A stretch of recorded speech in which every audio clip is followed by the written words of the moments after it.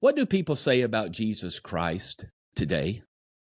Most of the time, how you answer that question is based on what others in your life are saying right now or how they're living their lives right now. Maybe it's based on the Bible that you are reading from, and you've extended that research to even look at other documents, other pieces of writings that conclude that Jesus Christ was who he says that he was, or at least he was a real person that we can continue to examine. Were his words true? But there are people in this world that deny that Jesus even was a man, that he existed. Not only was he not Christ, or he was not the Son of God, he never existed to begin with.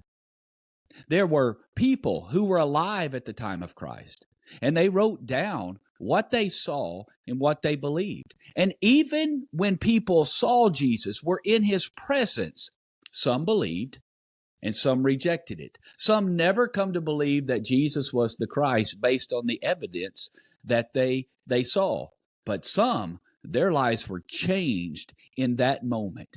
When Jesus Christ died, when he was buried, when he was resurrected, their lives after that moment was changed. It was transformed. I pray that we as Christians live our lives in such a way that when you examine the evidence and come to believe that Jesus is the Christ, the Son of God, you'll see why we live the lives that we live.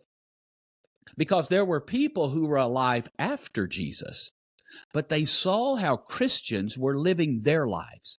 They saw the change that happened in Christians. And even though some Christians were being persecuted, they still maintained their belief that Jesus is the Son of God, that it was worth them dying for that person, that it was worth them dying for that belief. And very many people in this world will die for a lie. They just won't give up their lives. They just won't change everything. And for many, to reject the ways of the world and to live as Christ lived is a sacrifice.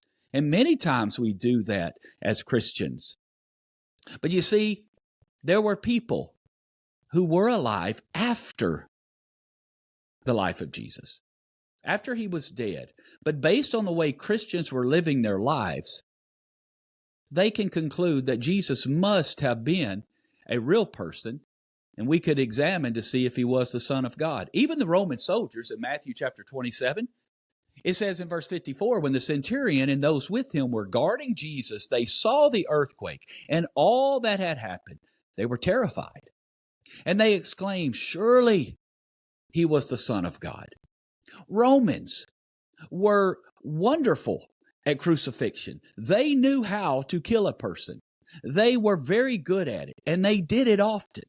And so you would think that these Roman soldiers would not think anything different about this day. But something happened on this day that moved them to at least make this statement.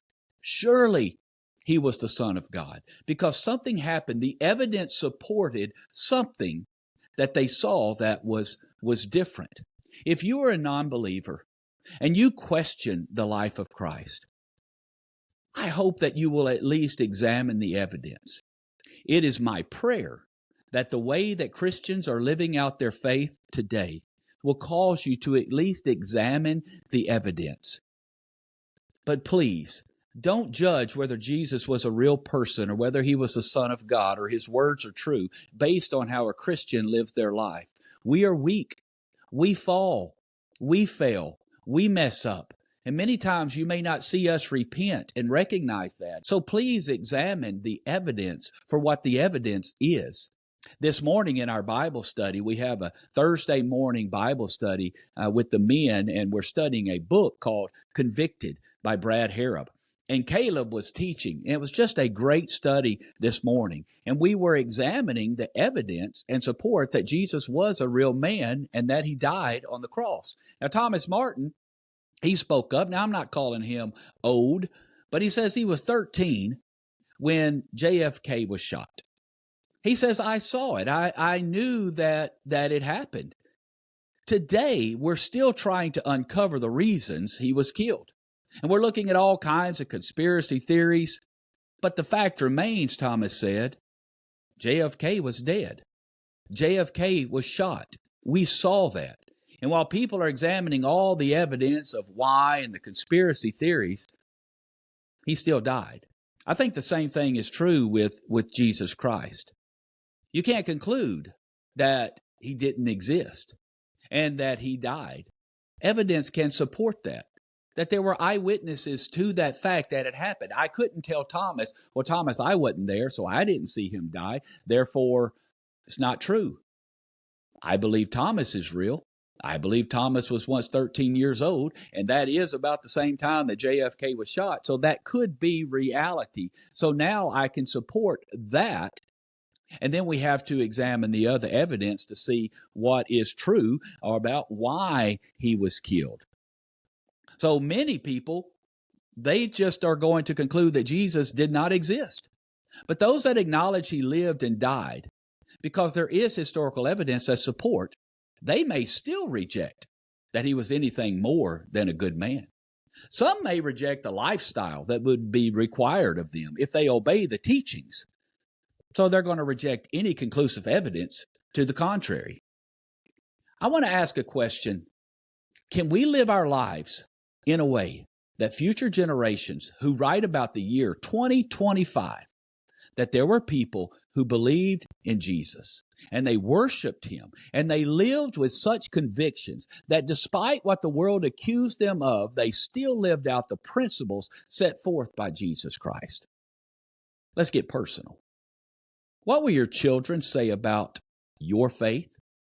What will they say about how you lived out your life? Facebook. In recognition that Jesus was the Christ, the Son of God. What about your spouse? What will your spouse say about your faith? Will your spouse be a believer because you are? Because you live out the evidence that you knew? What about your coworkers? Do your coworkers see your faith? See you act out that faith in such a way that may cause them to ask, why do you do what you do? Why do you act the way that you do? And it causes them to want to examine the evidence of Jesus Christ. Are you living your life that way?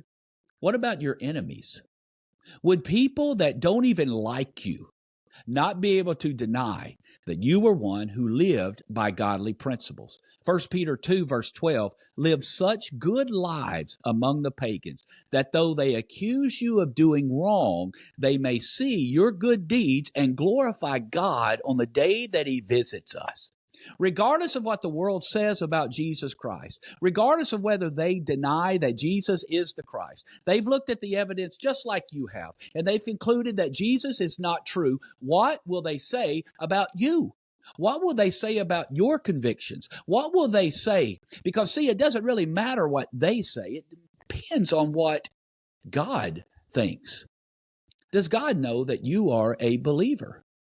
And I believe when he knows that, then we in turn, we go out into the world and we live it out in a way that may help others come to see Jesus differently.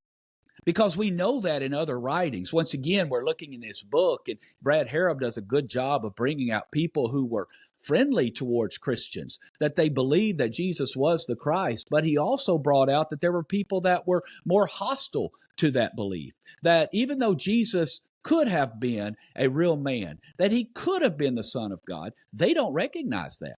They were not necessarily believers. They were not Christians. And many even poked fun, made fun of, wrote about Christians for entertainment purposes. Many that might do that today. There was Lucian, who was a Greek writer, and he was born around AD 120. So that was about 90 years after the life of Christ. And he was writing about Christians alive in his lifetime. This is what he wrote. He scornfully wrote, "The Christians, you know, worship a man to this day, the distinguished personage who introduced their novel rites and was crucified on that account." You see, these misguided creatures start with the general conviction that they are immortal for all time, which explains the contempt of death and voluntary self-devotion, which are so common among them. And then it was impressed on them by their original lawgiver that they deny the gods of Greece and worship the crucified sage and live after his laws. See, he was not a Christian. But he could not deny how the Christians lived their lives and who they lived for. Does the church do the same thing today? Do we do a good job of living out the life of Jesus Christ when people see us?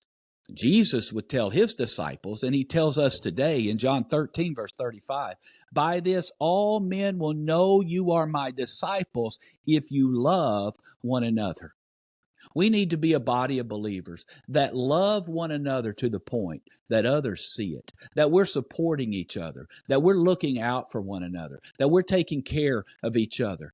And other people in this world would want to be a part of that body because of how much we love each other, because of how much Jesus loved us, and how much we believe that Jesus is the Christ. Even in the Old Testament, Joshua chapter 24, verse 15, but as for me and my household, we will serve the Lord. It doesn't matter what the rest of the world is doing. You can worship whoever you want to, but as for me and my household, I choose God. I choose Jesus. I choose to live after the principles that I've come to believe are true. And if we as Christians, if we want to make a difference in this world, if we want to make an impact for Jesus Christ, simply live it out. Live out the truth that you know it to be. There was Pliny the Younger, the governor of Bithynia, and he was writing at the same time in a letter written around 112 A.D. to an emperor, Trajan.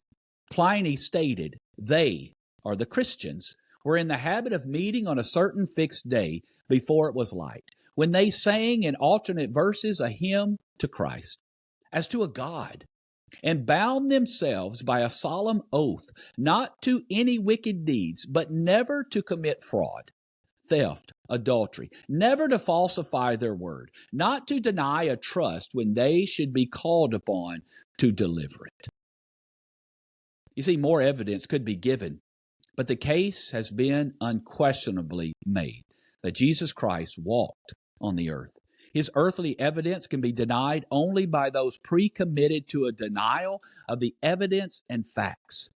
Even the Jews acknowledge his existence. Even the Greeks acknowledged his existence. Even the non-believers of their day and their time wrote that Jesus was, in fact, a real person who lived, and many of them credit that to the lives that the Christians were living today. Do you acknowledge his existence? One way to do that is based on the way that you live your life.